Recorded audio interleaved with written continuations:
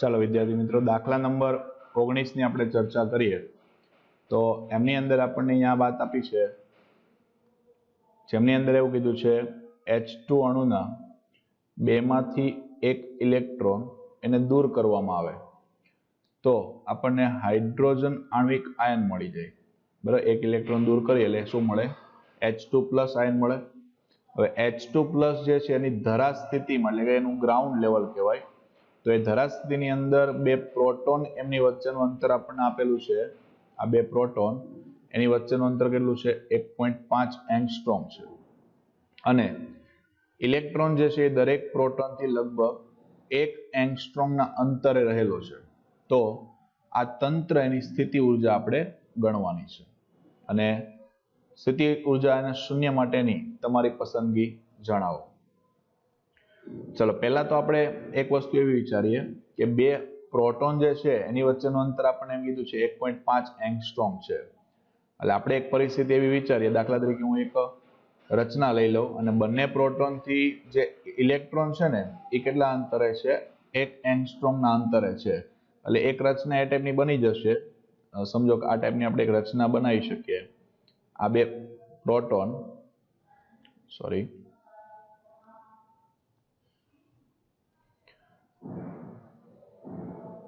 બે પ્રોટોન એની વાત કરીએ,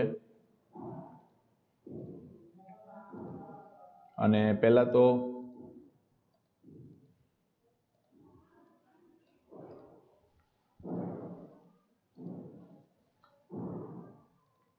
ચાલો માની લો કે આપણી પાસે બે પ્રોટોનની રચના અહીંયા આ રીતના બંને છેડા ઉપર. ત્યાંથી ઇલેક્ટ્રોન આપણને એવું કીધું છે કે બંનેથી 1 એંગસ્ટ્રોમ જેટલા અંતરે છે. એટલે એક સરખું જ અંતર દોરીએ આપણે.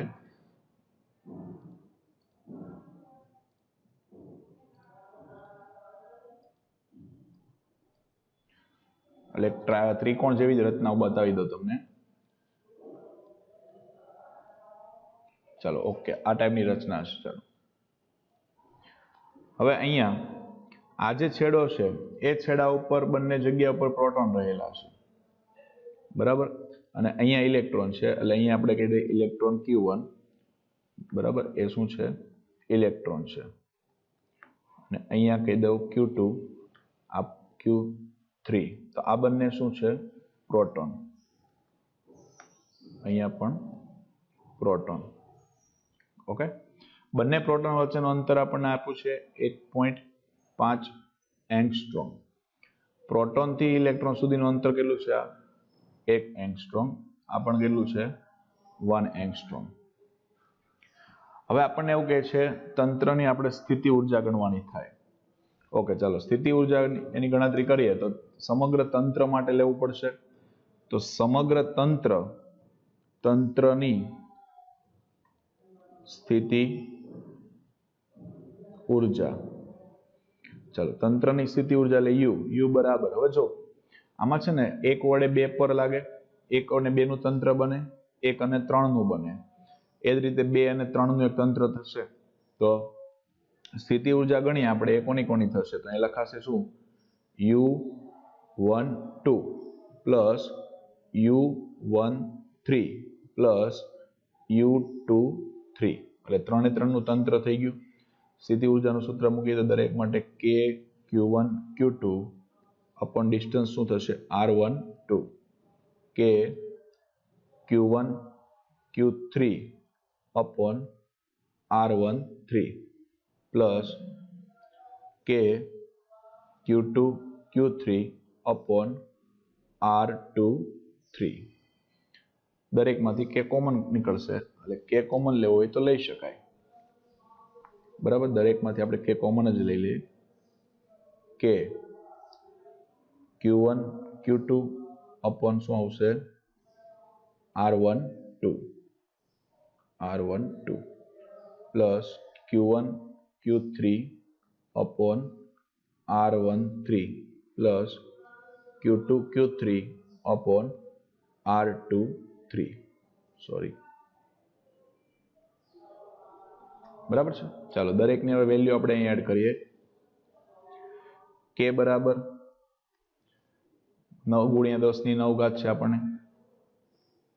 चलो k बराबर શું આવશે અહીંયા 9 ગુણ્યા 10 ની 9 ઘાત q1 એટલે ઇલેક્ટ્રોન છે દોસ્તો ઇલેક્ટ્રોન પરનો ચાર્જ નેગેટિવ લેવો પડશે એટલે -1.6 ગુણ્યા 10 ની -19 ઘાત પછી q2 એટલે પ્રોટોન છે તો 1.6 ગુણ્યા 10 ની -19 ઘાત એ પ્લસમાં આવશે 1 અને 2 વચ્ચેનું અંતર કેટલું છે 1 એંગસ્ટ્રોમ છે 1 એંગસ્ટ્રોમ એટલે 10 ની -10 ઘાત પછી ફરી પાછો q1 એ નેગેટિવ થશે અને q3 છે એ કેવો થશે પોઝિટિવ થઈ જશે બરાબર એટલે -1.6 10 ની -19 ઘાત 1.6 ગુણ્યા 10 ની -19 ઘાત સેમ ડિસ્ટન્સ અહીંયા કેટલું છે 1 એંગસ્ટ્રોમ છે એટલે 10 ની -10 ઘાત પછી 2 અને 3 એ તો બંને પ્રોટોન જ છે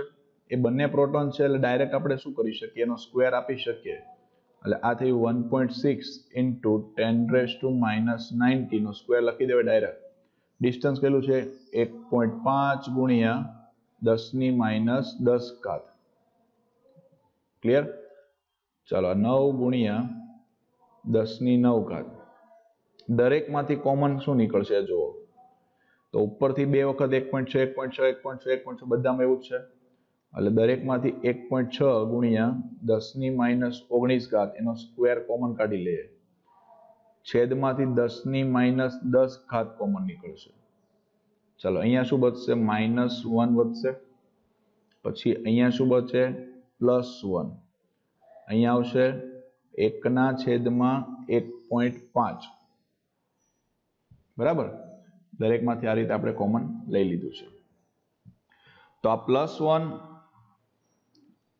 +1 ને સોરી અહીંયા બી -1 જ થશે ને કારણ કે અહીંયા પ્લસ માઇનસ છે એટલે અહીંયા થશે માઇનસ એટલે આ ભાગ આપણે અહીંથી કાઢી નાખીએ અને અહીંયા શું આવી જશે ત્યાં માઇનસ આવશે એટલે અહીંયા હું લઈ લઉં છું માઇનસ ચાલો હવે આગળનું જે પદ છે એ પદનું આપણે સાદુરૂપ આપીએ તો 9 ગુણ્યા 1.6 એનો સ્ક્વેર કરો એટલે એ તમારો આન્સર થઈ જશે 23.04 ગુણ્યા 10 ની જે ઘાત છે એ -19 ગુણ્યા 2 એટલે 38 એમાંથી 10 ઘાત તમારે કાઢવાની થશે ને આગળ અહીંયા +9 છે એટલે સમજો ને -10 ઉપર જશે એટલે 19 ઘાત થશે એક વખત 19 કાઢી નાખો એટલે 10 ની -19 ઘાત હજુ બચશે -2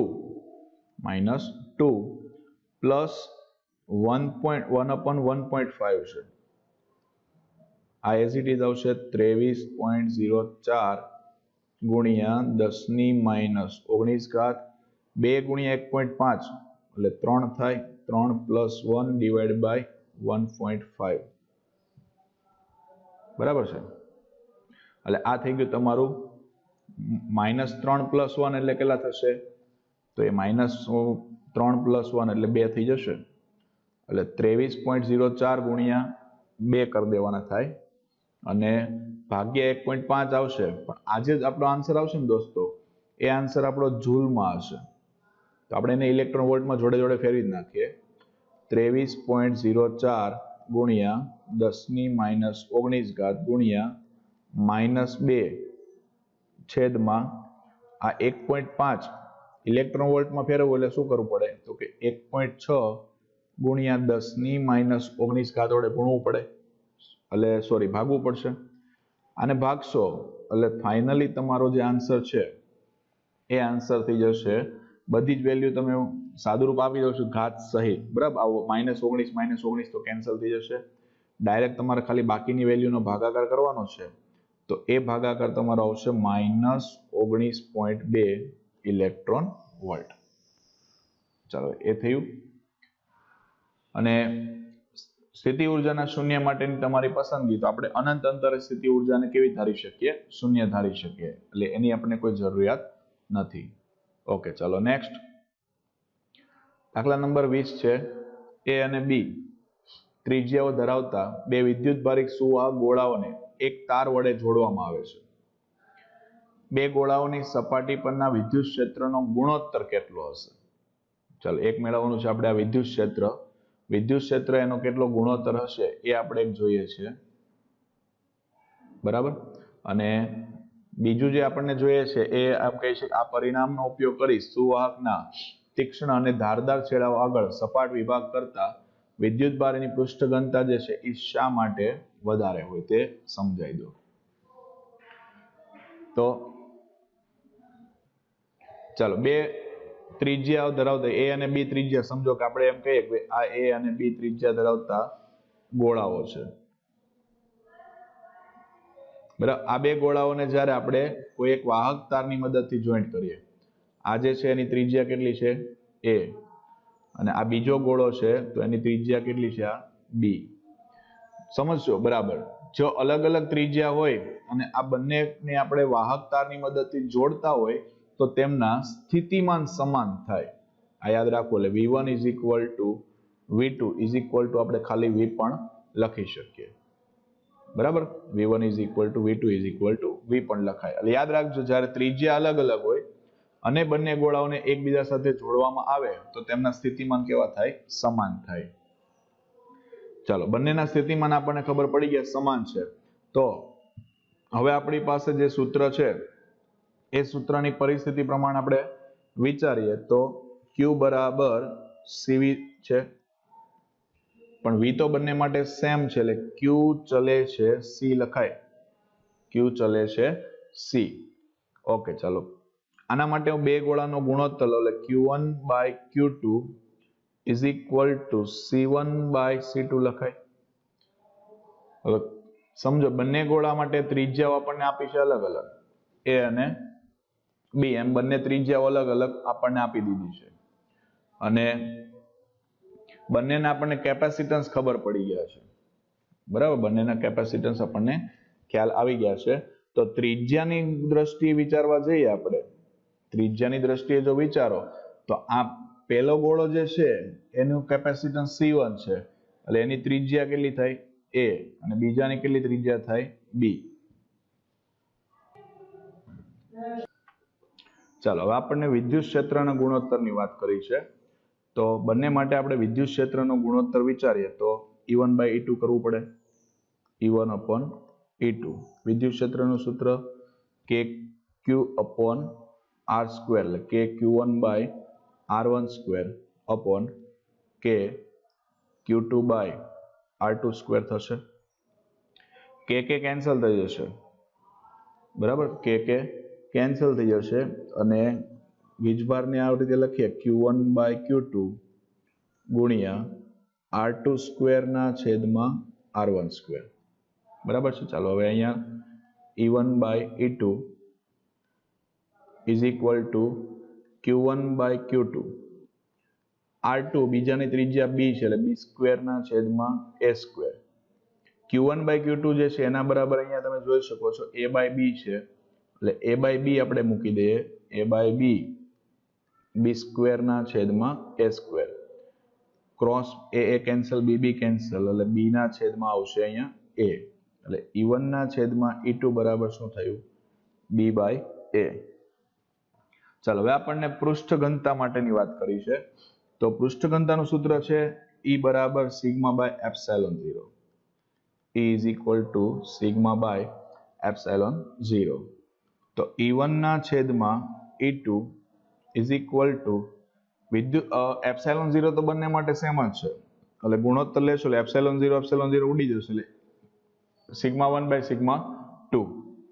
તો E1/E2 બરાબર કેટલા છે? B/A છે, એટલે અહીંયા પણ લખાય B/A. તો હવે તમે જોઈ શકો પહેલું σ1 અહીંયા અંશમાં છે તો એની ત્રિજ્યા ક્યાં છે? છેદમાં છે. σ2 માટે ત્રિજ્યા ક્યાં છે? ઉપર છે. એટલે એનો મતલબ શું થયો? જેની ત્રિજ્યા વધારે એની પૃષ્ઠ ઘનતા કેવી હશે? ઓછી હશે. એટલે આપણને પ્રશ્ન એવો કર્યો છે, આ પરિણામ એનો ઉપયોગ કરી સુવાહકના તીક્ષ્ણ અને ધારદાર છેડાઓ આગળ સપાટ વિભાગ કરતા વિદ્યુત ભારની પૃષ્ઠ ઘનતા શા માટે વધારે હોય છે? બરાબર. એટલે સિમ્પલ થઈ ગયું કે ભાઈ મોટો ગોળો હશે એટલે કે ત્રિજ્યા જેમ વધારે હશે, ધારો કે A વધારે છે તો સિગ્માનું મૂલ્ય કેવું મળે? ઓછું મળે. કારણ કે આપણને સંબંધ મળ્યો છે આ ટાઈપનો છે, સિગ્મા ચલે છે 1/R. તો જેમ ત્રિજ્યા વધારે તેમ પૃષ્ઠ ઘનતા કેવી હોય? ઓછી હોય. એટલે જેમ નાનો ગોળો હશે એમ એના માટે પૃષ્ઠ ઘનતા કેવી હશે? વધારે હશે. અને જેમ ગોળો મોટો થતો જશે તેમ પૃષ્ઠ ઘનતા નાની થતી જશે. ક્લિયર છે? ચાલો ત્યાર પછી દાખલા નંબર 21 છે. બે વિદ્યુત ભારો -q અને +q અનુક્રમે 0 0 -a અને 0 0 a એમ બે આપણને બિંદુઓ આપી દીધા છે, ત્યાં રહેલા છે. પછી પહેલું કીધું છે 0 0 z અને x y 0 બિંદુએ વિદ્યુત ક્ષેત્ર કેટલું હશે? તો પહેલા આપણે ખાલી આની રચના બતાવી દઈએ. પહેલા જે રચના આપી છે એ રચનાને આપણે વિચારીએ. અહીંયા એક રચના બતાવી દઉં તમને. આ ટાઈપની એક પરિસ્થિતિ માન લો. અહીંયા આ જે અક્ષ છે આપણી, બરાબર, 1 2 અને ત્રિપરિમાણની વાત છે એટલે આ ત્રણ અક્ષને આપણે ધ્યાનમાં લઈએ. x અક્ષ, અહીંયા y અક્ષ અને અહીંયા z અક્ષ. પહેલા આપ્યું છે 0 0 - a અને 0 0 a, એટલે અહીંયા પ્લસ વીજભાર જે છે +q એ કેટલા અંતર પર છે? તો કે 0 0 a, એટલે z અક્ષ પર આવ્યું એ અંતર. પછી અહીંયા એ જ રીતે આવશે કે -q આવશે, તો અહીંયા થઈ જશે આ -q, બરાબર. એનું ડિસ્ટન્સ કેટલું? 0 0 - a. ક્લિયર છે? હવે આપણને એવું કીધું છે 0 0 z અંતર. હવે પહેલા તમે એ સમજો કે અહીંયાથી આ અંતર કેટલું હશે? a હશે. આ ડિસ્ટન્સ કેટલું થાય? a થાય. સેમ રીતે નીચે પણ આ કેટલું થાય? અને -a ગણીએ પણ હકીકતમાં તો હોય તો એ જ ને. ચાલો હવે આપણને 0 0 z કીધું, એટલે સમજો કે z અક્ષ પર અહીંયા કોઈ એક બિંદુ છે. આ બિંદુનું નામ આપ્યું આપણે p. ડિસ્ટન્સ કેટલું? 0 0 z. તો આ બિંદુ પાસે વિદ્યુત ક્ષેત્ર કેટલું હશે એ આપણે મેળવવું છે. વિદ્યુત ક્ષેત્રનું સૂત્ર આપણને ખબર છે. વિદ્યુત ક્ષેત્ર E બરાબર kq/r થાય. તો એ વિદ્યુત ક્ષેત્ર એની ગણતરી આપણે કરી દે. ચાલો વિદ્યુત ક્ષેત્ર મેળવવા માટે તમે E ના સૂત્રનો ઉપયોગ કરી શકે. E વિદ્યુત ક્ષેત્ર E બરાબર, હવે આ +q છે એના કારણે p બિંદુએ, સેમ રીતે -q છે તો એના કારણે પણ p બિંદુએ ઉદ્ભવતું આપણે ક્ષેત્ર મેળવવું પડે. તો પહેલા +q ના કારણે વિચારીએ તો kq/r², ની દ્રષ્ટિએ વિચારીએ એટલે r12 કહીએ. બીજા માટે k -q/r22 લેવો પડે. ચાલો k બંનેમાંથી કોમન નીકળશે. પહેલાનો વીજભાર કેટલો છે? q. હવે આ જે ડિસ્ટન્સ છે એ ડિસ્ટન્સ કેટલું થશે? અહીંયા આપણે p બિંદુ સુધીનું જોઈએ છે. કોનાથી? +q થી ક્યાં સુધીનું જોઈએ છે? p સુધીનું. તો આટલું જે ડિસ્ટન્સ છે ને એ ડિસ્ટન્સ આપણે મેળવવાનું છે. તો એટલું ડિસ્ટન્સ માટે તમે વિચારો અહીંયા p સુધીનું ટોટલ ડિસ્ટન્સ કેટલું છે? તો અહીંયાથી આ ટોટલ ડિસ્ટન્સ છે આપણી પાસે z. એમાંથી નીચેનું આ ડિસ્ટન્સ કાઢી નાખો એટલે બાકીનું આટલું ડિસ્ટન્સ મળશે.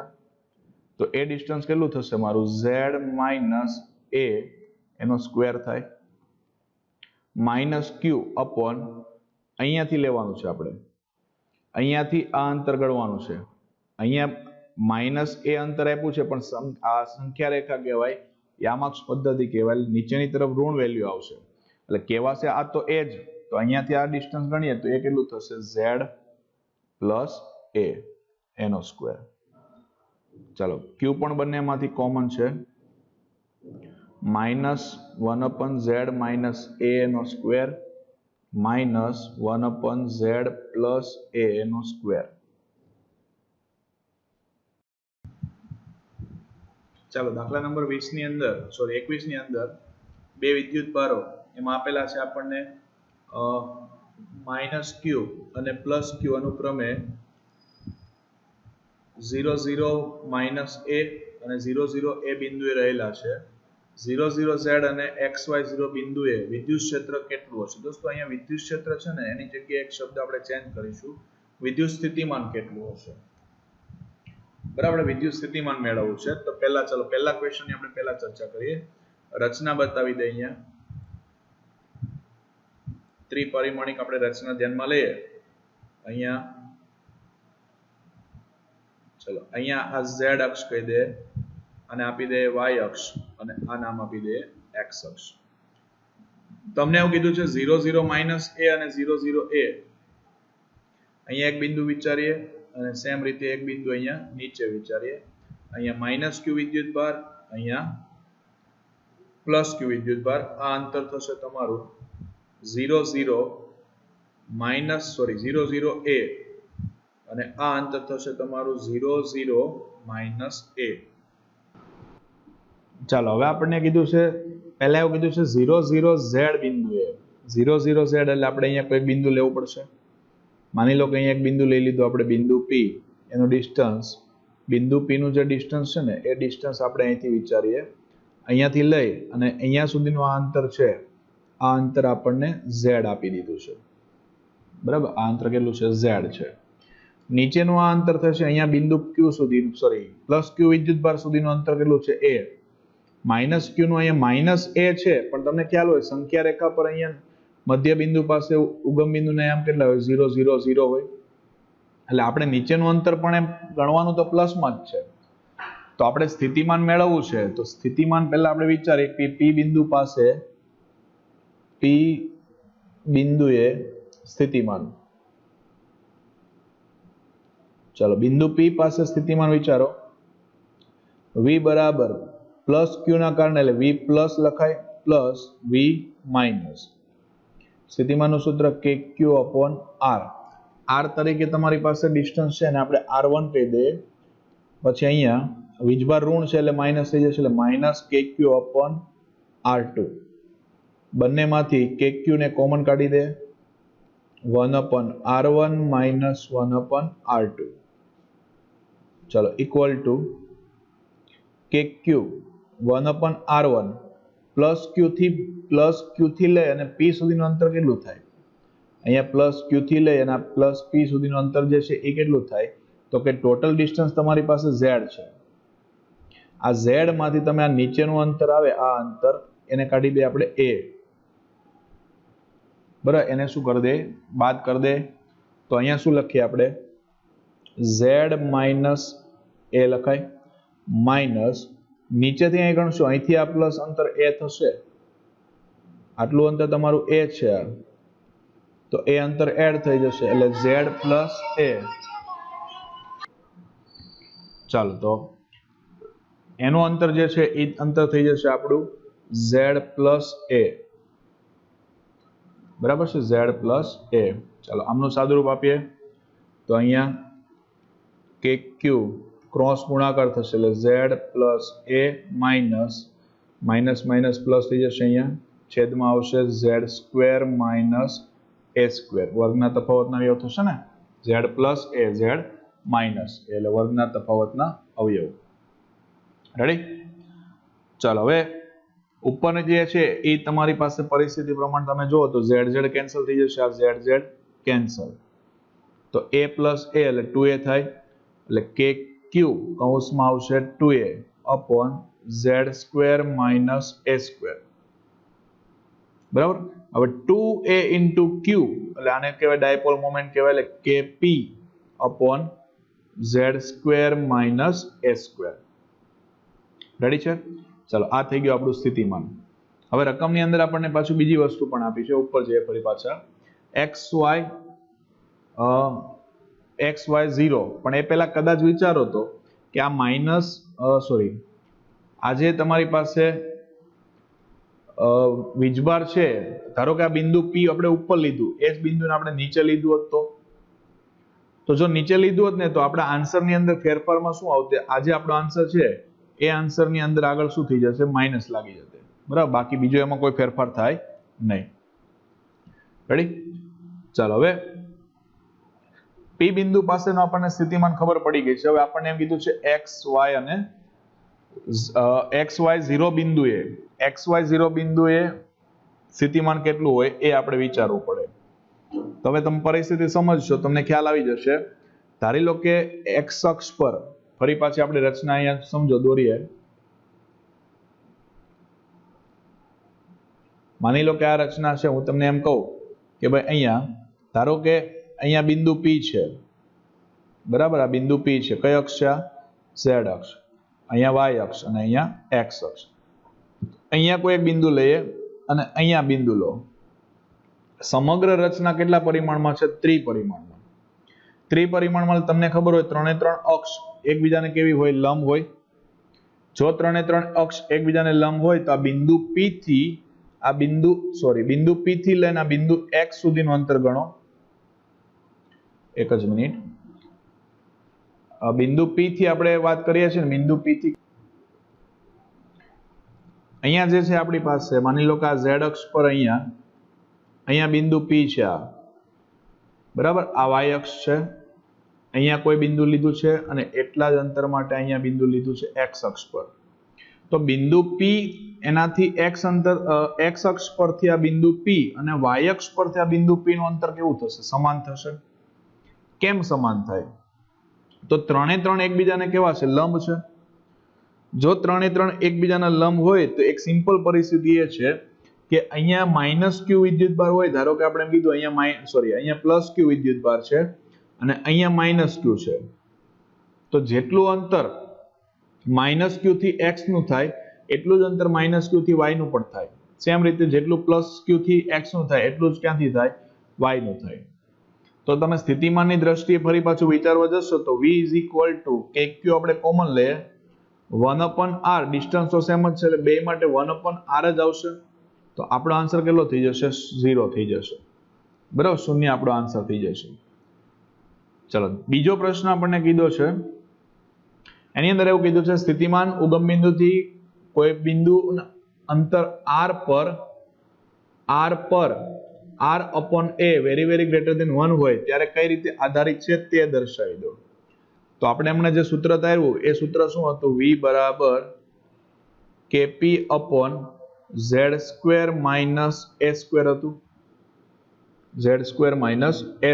પણ આપણને અંતર r આપ્યું છે એટલે આપણે z ની જગ્યાએ શું કરીએ?